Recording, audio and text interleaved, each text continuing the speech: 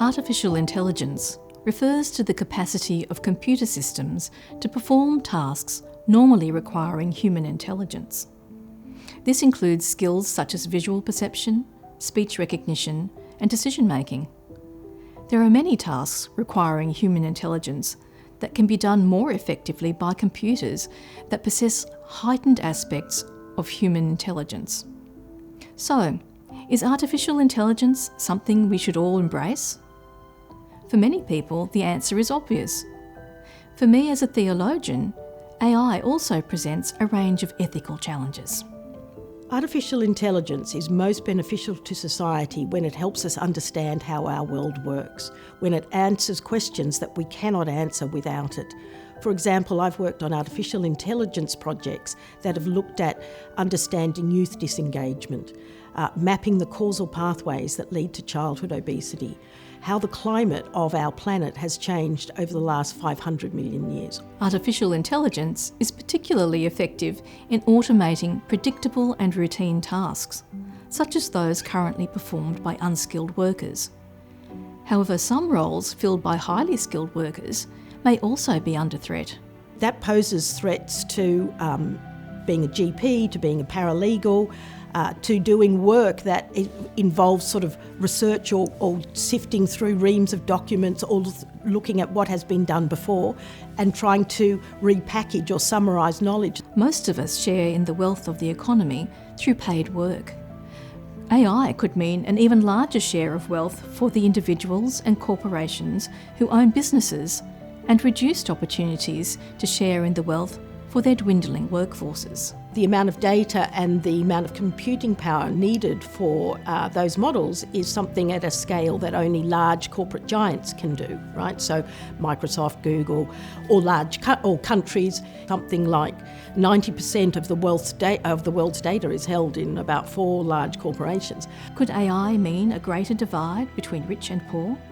If so, how do we structure a fair AI economy? There is a role for governments and for people in public policy to think about how you ensure that that concentration doesn't disadvantage the vast majority of people. As the capacity of machines to calculate and anticipate increases, their ability to make decisions swiftly and using all available information looks likely to leave the decision-making processes of human beings far behind. The benefits could be enormous, especially when it comes to greater efficiency and less hassle in accessing everyday goods and services. But should AI be used to make decisions about people's safety and security? About our financial affairs? About our medical treatment? About what a country should do in times of emergency or war? What happens when this technology is used for cyber attacks and scams and other criminal purposes? Should we let these decisions be made for us by machines? What if the decisions they make are wrong? Can you program into a computer everything that it is human to be ethical? No, I don't think we can, or we haven't yet. So although I do think there are some situations, particularly when you're making repeated decisions again and again and again, and you're getting tired. So often in those situations, AI system may do a lot better. Artificial intelligence has the potential to create better lives for everyone, yet it comes with risks. How do we ensure that we harness the benefits of artificial intelligence in a way that is ethical and enables human beings to flourish? If you're in a decision where there's lots of ambiguity and uncertainty, I don't think we've yet replaced human judgment and human ethics with a machine. And I'm hopeful that we won't anytime soon.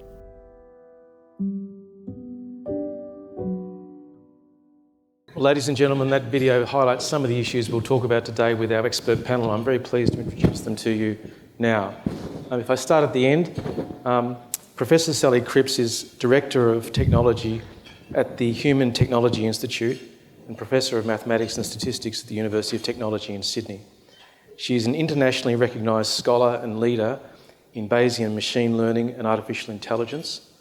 She's undertaken research in a diverse range of fields, including social disadvantage, mental health, climate, minerals and the environment. In recognition of the quality of her research, Sally was awarded an ARC Future Fellowship and a Visiting Scholar Fellowship at the Alan Turing Institute in the UK.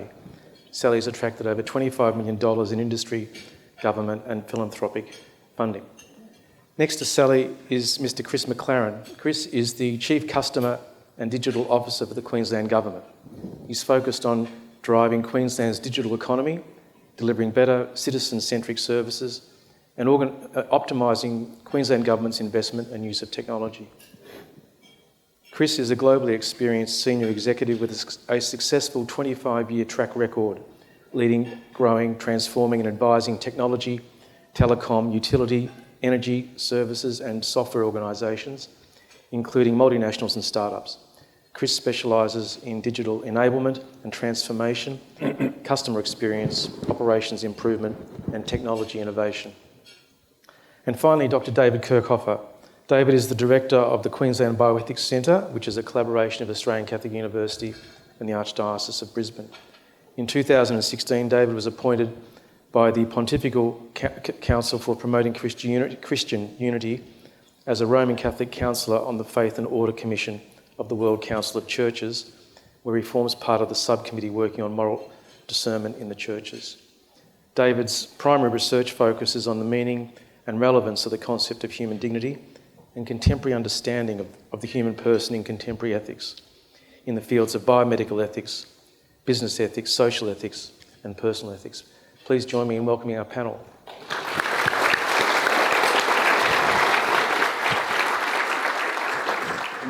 So I'd like to start the discussion by asking each of our panellists what is the greatest hope they have for AI and the greatest fear?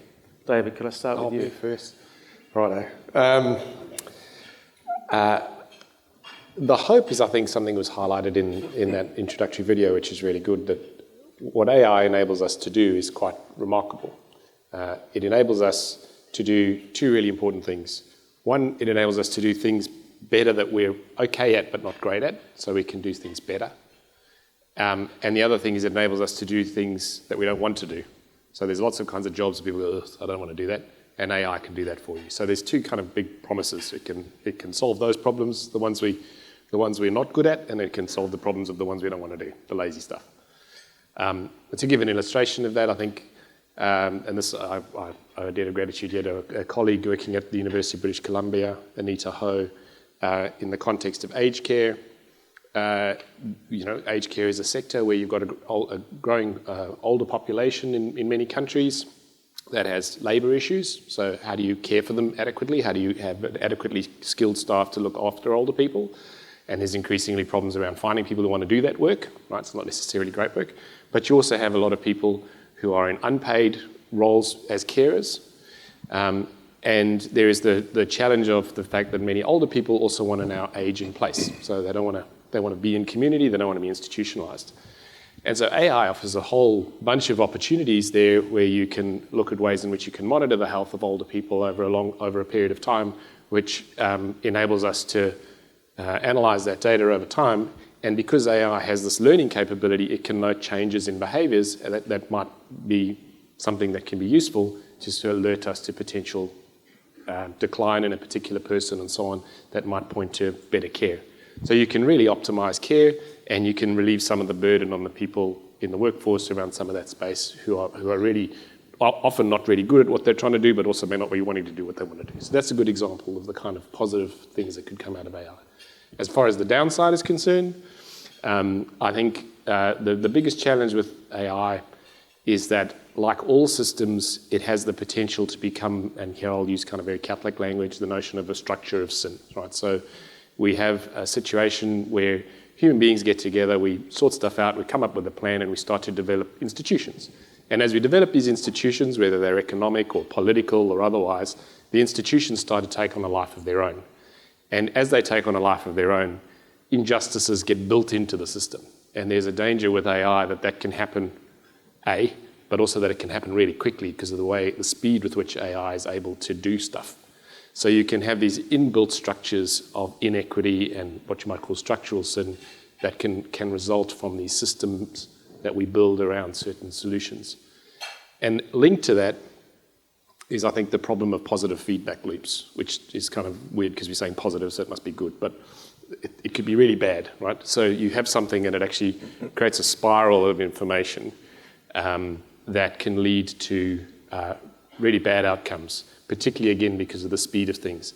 And so as AI becomes, if you think about the internet as a way of which things are all connected, and over time you start out with lots of little individual things, and then those individual things become more and more connected and consolidated into bigger things, and eventually you have a situation where those bigger things seem to have all the power making decision. Everything kind of flows into that, and you can have these domino effects. So our economy is a little bit like that. When there's they always say when someone sneezes in New York, Australia catches a cold, kind of something like that. And the danger is that AI can do that at a much more rapid pace. So insofar as it gets involved in things like military and those kinds of things, I think there's a danger of sort of really cataclysmic things emerging where a series of events kind of domino, and we just don't have a way to control that. Good, that's a bit doomsday-ish, but that's the downside. All right, good. Sally, do you want to start with your greatest fear or your greatest hope? I think I'll start with my greatest hope because it sounds so much more optimistic than starting with my greatest fear. But thank you very much, and thanks to everybody for being here. I feel a bit superfluous because you've sort of heard what my greatest hopes are around AI already up there on the screen, but I'll sort of repackage them and re-articulate them. I think at the moment there is a new development in AI which is around how we can use it to understand our world better. So to understand science, whether it's physical sciences, whether it's life sciences, whether it's social sciences.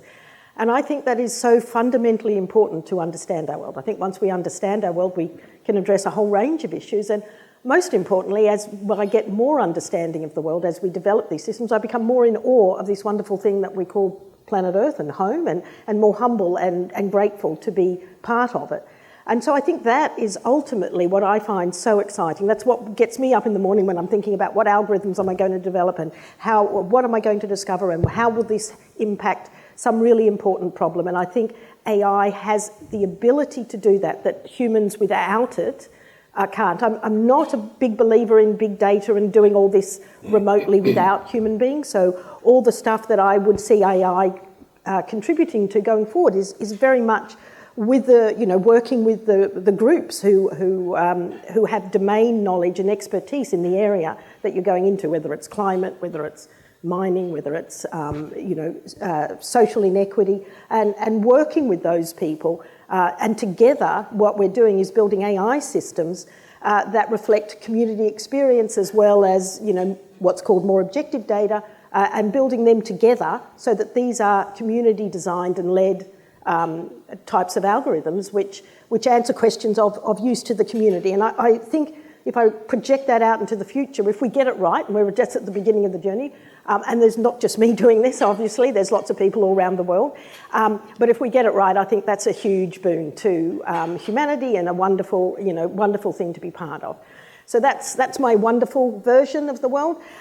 My doom and gloom version is we are living in a Big Brother world where we have no privacy anymore, where I don't know that probably you do know when you go to a sports game, you're on candid camera with facial recognition technology. Often that facial recognition is then used and sold to companies who want to understand who attends what, and so your images, you probably don't know, but you sign it away at the bottom of the ticket, and that information about you is released to whoever happens to buy the data sets. And so that's just one example. So I think once you strip away, people's sense of agency in themselves, their sense that they've got control over their own life, I think that is the big danger with AI, and I think that that's linked to that privacy and wanting control about what I do with my life rather than feel that I'm governed by machines. I'm not overly scared of killer robots or anything like that, because I think we're still a long way there, and I hope we stay a long way away from that, but obviously defence is obviously another area. Yeah. Good, okay, thank you. Chris, worst fear, greatest hope? Yeah, I think my biggest hope would be that we embrace it. I think we're standing on the shoulders of giants who have created something that's took them 50, 60 years to develop, and we're lucky enough to be here and to be alive as this is happening. And we're really just scratching the surface of the capability of some of these tools and innovations that have been developed. I don't think the label artificial intelligence helps.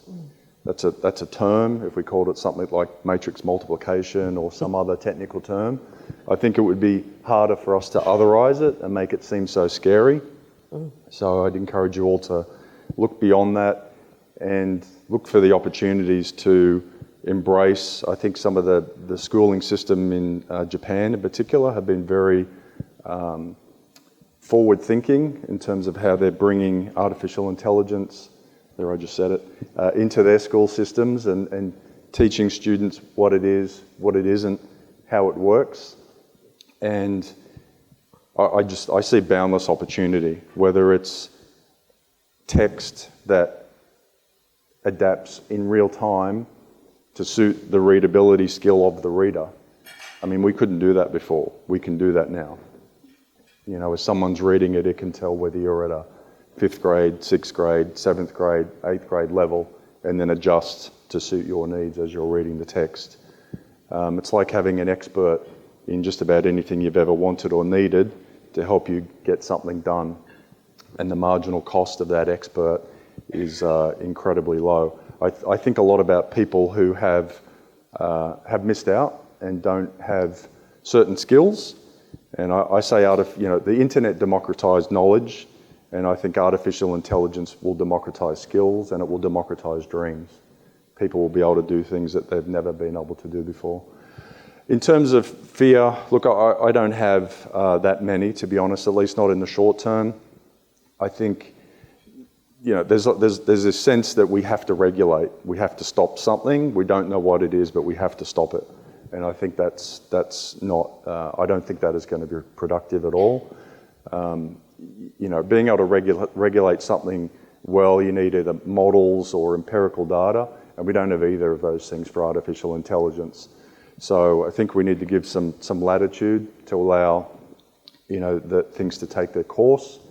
I think they call that the Collingridge dilemma.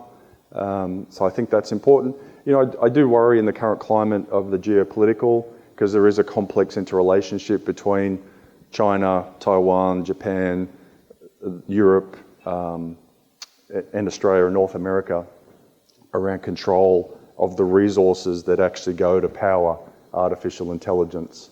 And I can potentially see not people necessarily fighting over artificial intelligence or artificial intelligence causing a war, but it's just another thing to put on a very complex, fragile system at the moment where we've already got two wars, wars on two fronts. And I think artificial intelligence and the battle over supremacy is potentially going to feed into that a tiny bit. Good. Sally, in the conversation we've touched on a few things here, but there's a need to sort of sift myths from facts about AI. Can you help us a little bit with that? Sure. So I would entirely agree with Chris. I think AI would not be so scary if it were called, for example, applied statistics, which is probably closer to the truth, rather than matrix multiplication, if you don't mind. So I think that's very much because it is not intelligent. So let's be clear. Even though ChatGPT looks wonderful and I use it, I think it's got huge potential, but it doesn't understand. All ChatGPT does and all these large language models do is get reams and reams of data and say, correlate what is the most likely word that would go there. And once I've got that word, what's the next most likely word? And what is really impressive about ChatGPT is the scale at which it does it and the amount of documents that it's ingesting. But all it is doing is what I call interpolating. It's just filling in the gaps between sentences about what we know and what we don't know. It is not intelligent. But it is incredibly useful. I mean, if I want to do, now I've had PhD students, literature reviews are a thing of the past, on ChatGPT and out it comes. So it's great for synthesising, and I think we should use it for that, and I don't think we should be afraid of it. So that's one of the myths, but there is also, that's not the only, so generative AI's hit the news, but that's not the only type of AI. There are lots of different sorts of AI. AI that can unravel sort of cause and effect, which generative AI can't. And I think That's sort of what's exciting, but that is very, very nascent. So I'm a long way from being scared, that pattern recognition, which is what ChatGPT does so well, is going to become some intelligence because, squirrels do pattern recognition, and I'm not scared that a squirrel is going to become hyper-intelligent. So, my cat knows when I'm about to walk out the door to go to work because it sees in it. So it does pattern recognition. I'm not worried that my cat is going to somehow become human in the next few years. So I don't think we should be scared of these things. So that's the playing down the hype. I'm a little more sanguine than Chris. I suppose a little less sanguine than Chris about the potential dangers. I think that the privacy issue is real, and I think that that's something that we need to keep in the back of our minds about how much we're being monitored. Yep. Thank you. David, you raised some of the ethical issues which you might be facing with AI. What sort of principles do we need to have in mind in orienting ourselves to think through the challenges of AI? Just bouncing a little bit off what Sally was saying, are they basically the same sorts of principles we'd use in considering the application of any other sort of technology, or is there something else going on here which we need to think of? I think we can use pretty much what we would use for any other technology, assuming for the moment that you accept the idea that human beings are important. So if you chuck out that idea, then then you can do whatever you like. But if you accept the idea that there's something important about human beings and there's something important about the created world in which we live, then those kinds of principles apply. So once you have an anthropology, an understanding of the human person and what makes human beings important, when we use the word dignity, that says that human beings have some sort of worth, moral worth, then you've got to think about, with any technology, well, what is the purpose of the technology?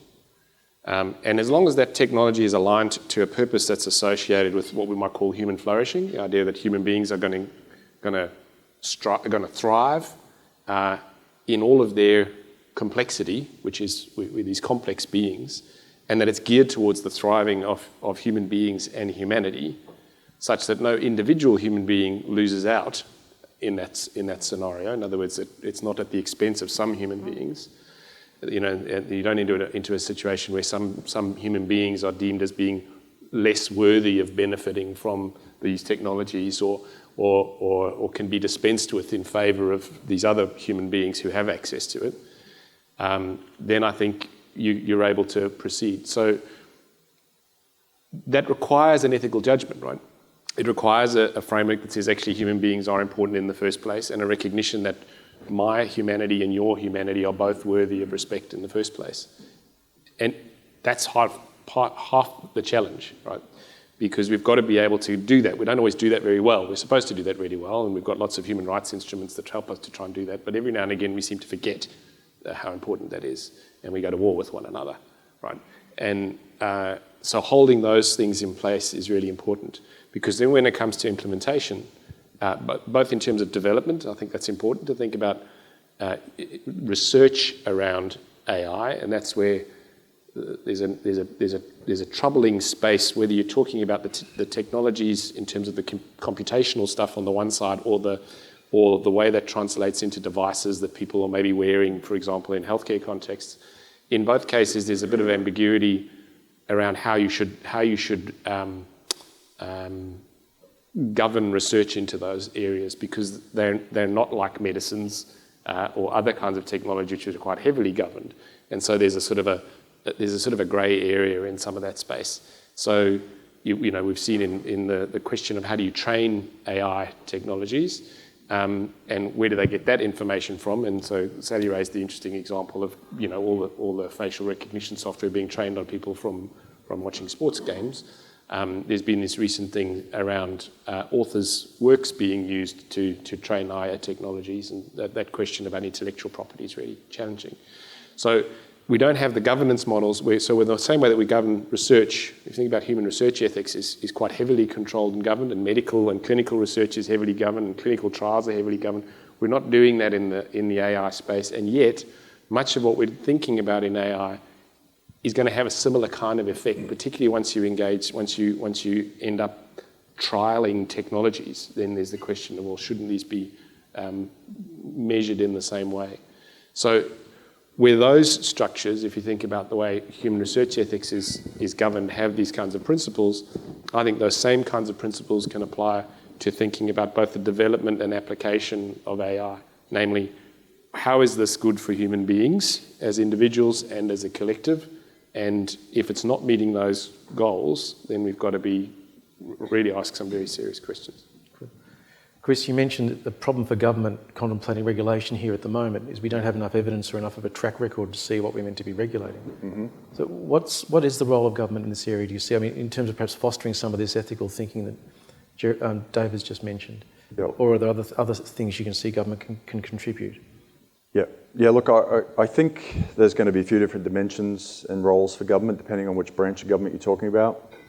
So I think for state government, I think we obviously have existing rules and regulations that we need to ensure that are enforced, and artificial intelligence doesn't introduce any new compromises.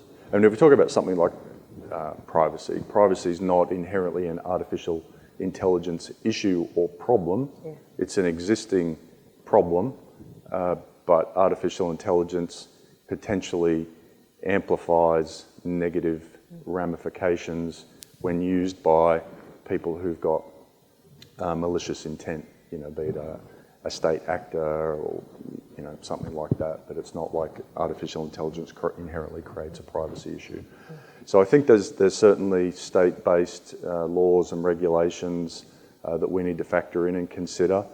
We play a very active role in working with the Commonwealth in terms of thinking through how regulation should be applied and what are suitable, safe, ethical assurance frameworks for adoption of artificial intelligence. We're very actively engaged at the moment. We're collaborating with all states and territories, attempting to come up with a consistent assurance framework for how artificial intelligence is used within government, but then beyond our government. And I think the other active role is, we need to lean in. We need to actually use it and adopt and experiment ourselves. I think all too often government will try and regulate or enforce policy from the bleachers, not actually having first-hand experience in what it is, how it could work, and really experimenting with the technology to inform policy in that form. So direct government research into AI? I think direct government research, I think direct government usage. Where my team at the moment, we're very, very active in exploration, in building, guidelines, policy, but then more importantly, establishing in the internal capability, and then using that as a mechanism for how we can utilise AI in an appropriate way within government and outside of government. And there's obviously a spectrum of data that you're looking at, from just general publicly available knowledge all the way up to more sensitive information. It's kind of like going from, data is coal up to data is uranium. So let's not touch the uranium, let's leave that alone.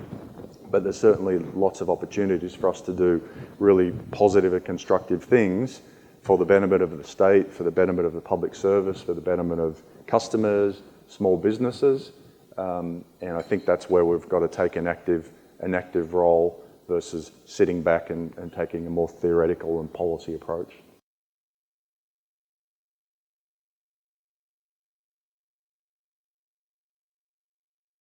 Yeah, that's a really good question, and thank you for it. I think the amount of data that we're collecting grows exponentially, so it means it doubles each year, and I think you'll probably find that the 90% or 95% of the data we've actually now collected is in the last year and a half, and that's just going to be astronomical.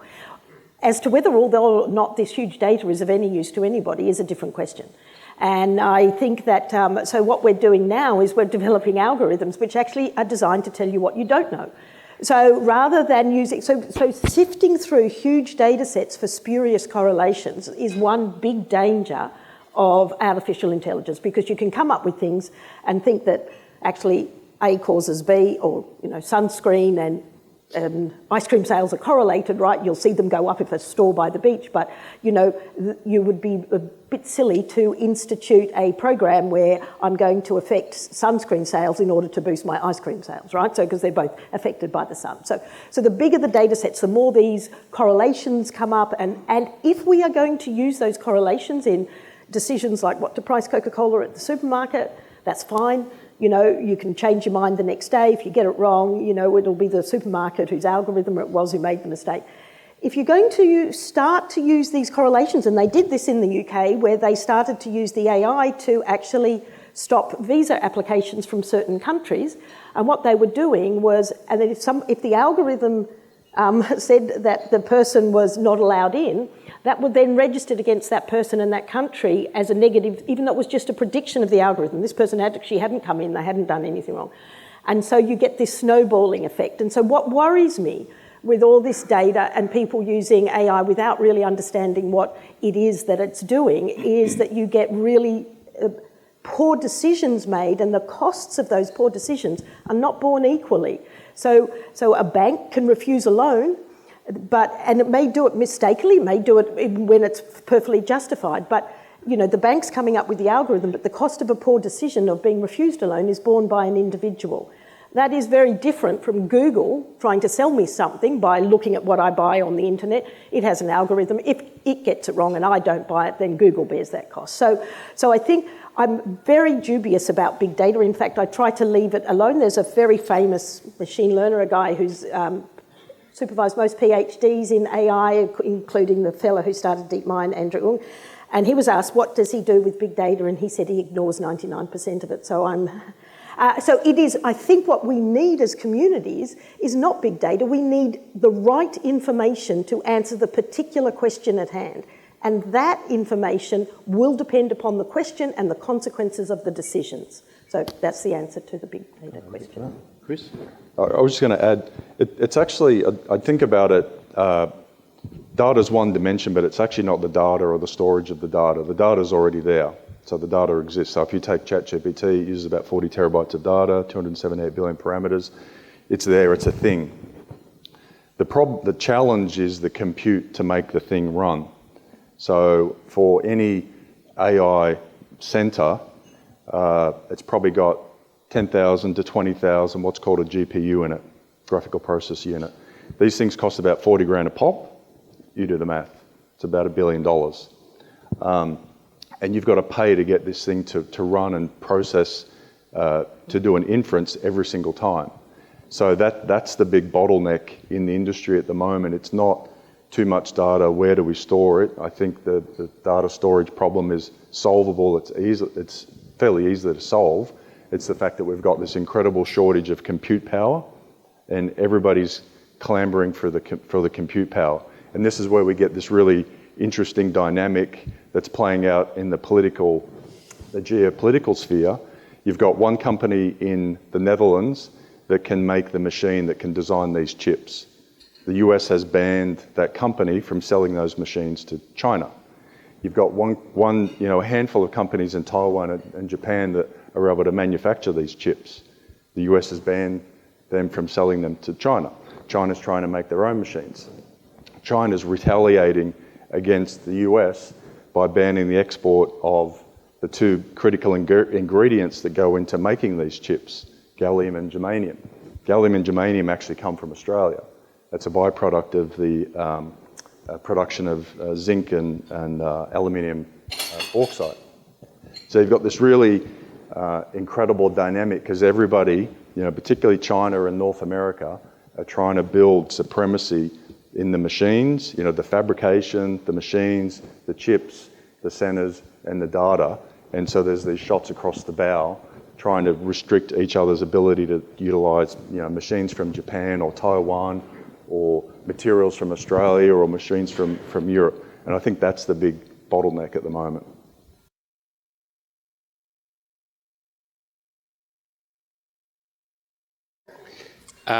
So I think that the opportunity for regulating is now in the way that we use it. We're using it all the time. We're not actually conscious of how much AI we're actually using all the time. You've all got a phone on you, and I guarantee you using all sorts of stuff is going on in there.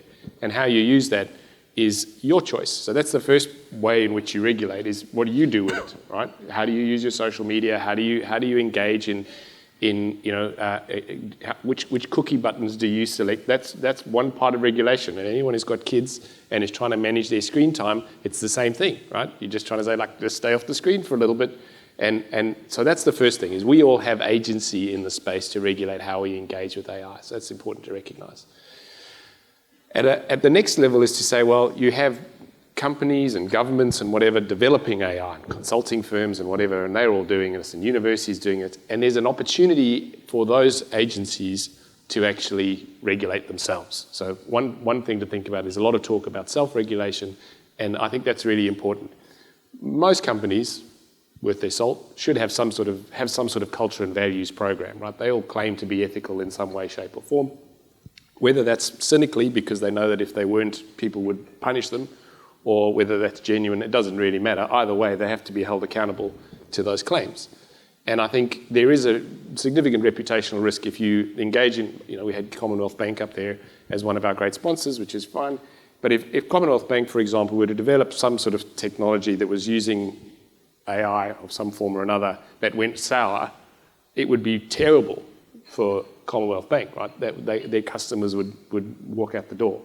So there is an incentive for companies particularly, but also for governments and other service providers to self-regulate in making sure that whatever AI they're either developing or using, they're doing it in ways that are genuinely enhancing not just their bottom line, but actually the good of other people. Because I think we live in a world where, yes, you can, if you just measure it on how profitable it is, and sometimes you'll read about, AI is great for your company because it makes it more profitable this way, that's fine, that gets you somewhere.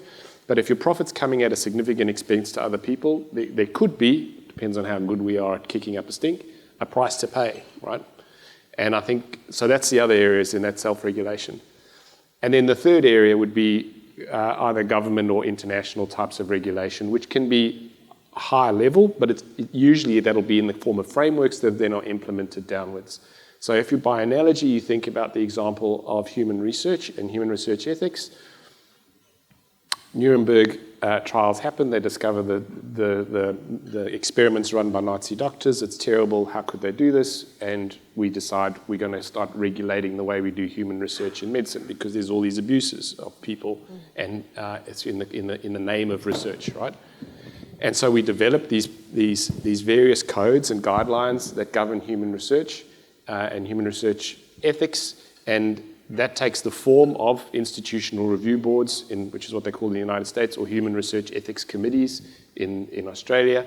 And they are all answerable in the Australian context to the National Health and Medical Research Council. And so if you want to do any kind of human research that involves people, you abide by that code, right? And it's got to go to this panel, and this panel has to approve it. Is it a perfect system? No. But it does a lot better than the alternative, which is to allow people to do whatever they like. And what it creates is a kind of an iterative process. So in a way, it's kind of like, if you think about it, it's the opposite of what the machine learning is doing, right? So the machine learning is kind of going, these are the patterns, and so I can keep acting on the patterns. And what these human interfaces, if you like, with the machine learning is doing is creating little short circuit points, right? The little points where you're able to check, is this really doing what we want it to do? So back to the question about the big data. You can have all sorts of data, and you can write a little program to draw out data, but you still need a person who's going to go, that data doesn't look right. Someone has to interpret that data and reckon that a correlation between sunscreen and ice cream sales is not useful information, right? And so each one of these layers, starting with me, then through the institutions, all the way up to the guidelines and back down again, are ways in which we can short-circuit the kinds of positive feedback loops that are highlighted earlier in terms of regulating the development of AI and keeping it safe, but also helping it actually flourish and do the good work we think it can do.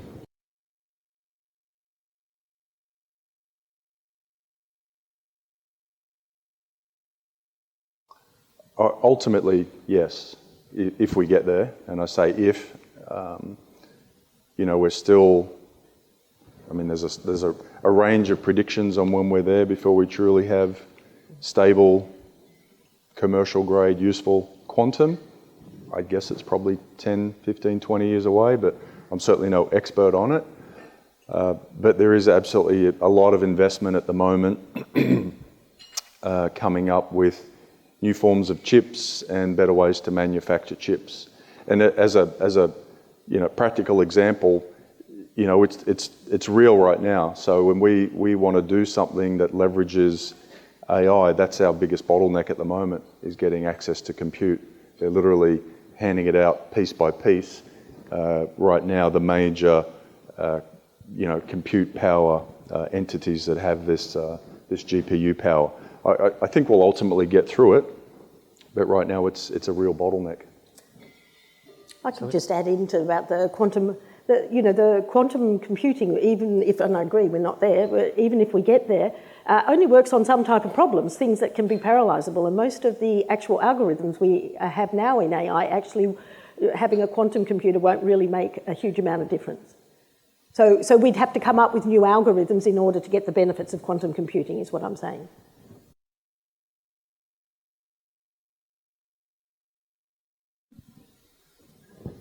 Can I just push back and say, has ChatGPT seriously changed? I mean, it's made our lives easier. We can summarise things, but has it really had a huge step change in our understanding of humans, of the world?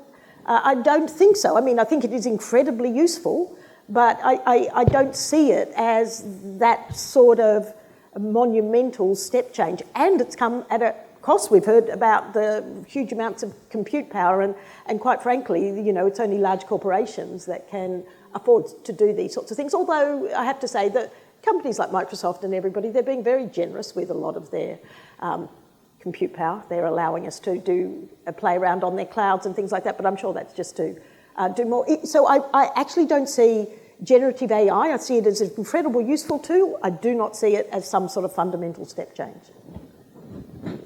I might take the counter position on that, if that's okay. That's okay. So the way I think about it, between the 50s and 2000s, that was like the first era of AI, the AI winter. A bunch of academics got together at Dartmouth. They thought they were going to solve AI in 10 weeks. They didn't solve it. I think it's quite fascinating to me to think that they were the experts and they thought they were 10 weeks away from having it solved, and many of them died and they never got to see it solved. And here we are and we get to see it. So expert systems, very narrow, very if this, then that, etc. Very, embedded, task specific. Let's just round it around. 2000 to 2020, we're getting broader, more still deterministic, still discriminative, but much better. Facial recognition, being able to tell the difference between a cat and a muffin, all those facial recognition, things like that. And then generative AI comes out. And so the first one, it was like we're at a 2000 to 2020, kind of like going from a 1 to a 10. And I think with generative AI, we've gone from like a 10 to 100. So we're kind of doing these exponential leaps. Now we're in that period of, what does this all mean? I think the power, so we've gone from narrower, deterministic, discriminative, in the sense of I can tell the difference between a muffin and a cat and Chris versus someone else, to now I can actually create stuff. I can create content. And that big shift was the commercialization and the building of these things called generative pre-trained transformers, where they take squillions and squillions of bits of data and they use that to build a model, the model that we don't actually understand how it works, but essentially all it does is it's exceptionally good at guessing the next word. That's all it does. So if you put in a string of words, it's very good at guessing what the next word is, and on and on and on and on and on. Does that exceptionally well, exceptionally thoroughly.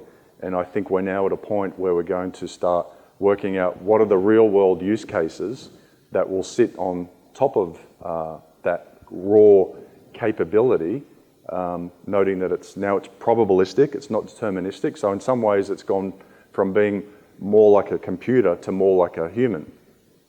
Because when you ask it to do something, you might get 4 or 5 different answers. Like before, if you hit the button 5 times, you'll get the same answer 5 times. Now if you hit the button 5 times, you'll get 5 different answers. It's quite fascinating. So it's a bit more like a human than it is a computer. So in that way, I guess you could say it's kind of like artificial intelligence. But I think now the fascinating piece begins. What are the use cases that sit on top? It's not too different when it's not too different from when the Apple App Store came out, all these silly, stupid apps started coming out. You know, the cigarette lighter, the drinking the beer, all these things that were, quite frankly, pretty useless, fun and games. But now look at how much you do on your phone. We've worked out how to use the accelerometer in your phone, how to use GPS, how to use the camera, all these native talents that allow you to do just about anything in your phone. And so I think, you know, whether it's, so we're looking at things like RegTech. How do we use AI to make it easier for small businesses to operate in Queensland and deal with Queensland government? You know, so if you're a food operator, you know, using some sort of live culture or cheese, you know, Safe Food Queensland, we can use artificial intelligence potentially to, you know, when your application form comes in, well, you need to submit some photos. I want to see the inside of your truck. I want to be able to see the thermometer. I want to be able to see the license plate, all those things. And then I can say, yeah, okay, that looks pretty good. I'm going to grant you a certificate. You're now a legitimate safe food operator. I don't need to do manual processing for every one of those things. We couldn't do that before. But I think we're just at the beginning of exploring what the potential is. Thank you. Look, unfortunately, we're out of time for questions. Thank you to those who've asked questions, and I'm sorry for those who wanted to ask questions, but we've run out of time. Sometimes in the days in which we live, we have a sense of, you know, things running ahead of us, technology in particular. Sometimes it feels like a train which is running out of control.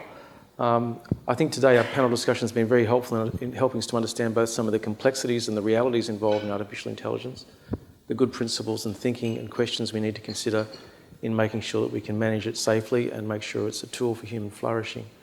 And I'd like you to join me, please, in thanking our panel for a great discussion this afternoon.